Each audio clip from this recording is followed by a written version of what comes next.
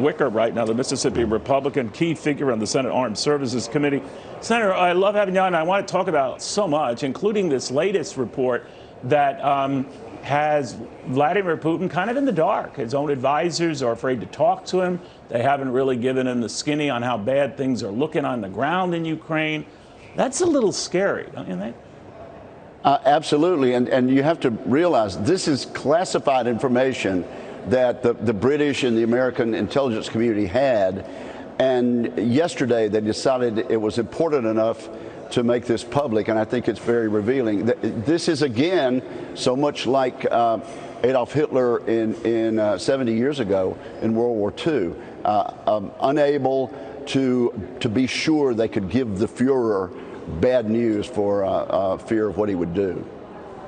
But, you know, the Fuhrer didn't have the internet, right? Didn't have TV 24/7 showing how things were turning, you know, or by 1944 and 1945.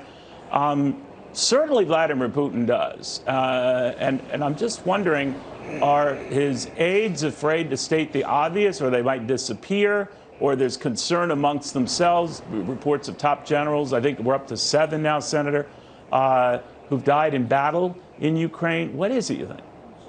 Well, it's hard to say, but what we can say is this is a real concern. This is an assessment not only by our defense community, but also our NATO allies, and it is important enough that they felt it should be divulged.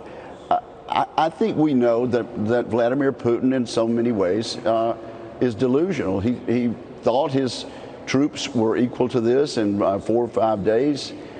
He's bound to be badly disappointed and shocked at what he's been told. But also the more important point that I really need to make is the exchange between Congressman Waltz and General Walters. The Ukrainians are fighting their war. They're telling us what they need. And the response was, if we had given them Stingers earlier, they might be in a better position. We met with 6 members of the Ukrainian parliament yesterday.